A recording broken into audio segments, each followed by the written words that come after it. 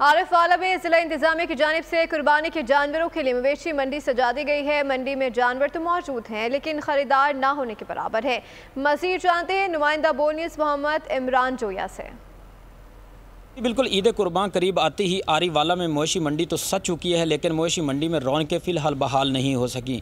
मैं इस वक्त आरिफ वाला की लगी मवेशी मंडी में खड़ा हूँ। यहाँ पर कुर्बानी के जो जानवर हैं वो भी कम तादाद में मौजूद हैं। इसके साथ साथ यहाँ पर देखा जाए तो ख़रीदार भी ना होने के बराबर हैं क्योंकि जानवरों के जो रेट हैं इस दफ़ा ज़्यादा बताए जा रहे हैं। यहाँ पर मौजूद एक व्यापारी से बात करते हैं कि वो क्या कहते हैं।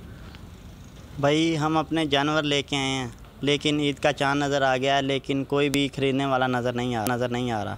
ठीक है, जब हम जो कीमत बता रहे हैं अगर कोई देखने भी आ रहा है ना तो उनकी और हमारी कीमतों में बहुत ज़्यादा फ़र्क है। कोई भी नहीं ख़रीद रहा, आ रहे हैं और देखे चले जा रहे हैं। जी देखें बेबों के फ़िलहाल तो गाहक रेट पूछने की हद तक आ रहा है, जानवर ख़रीदने वाले रेट नहीं लगा रहे जो गहमी मंडी में मौजूद होना चाहिए। अपडेट करने के लिए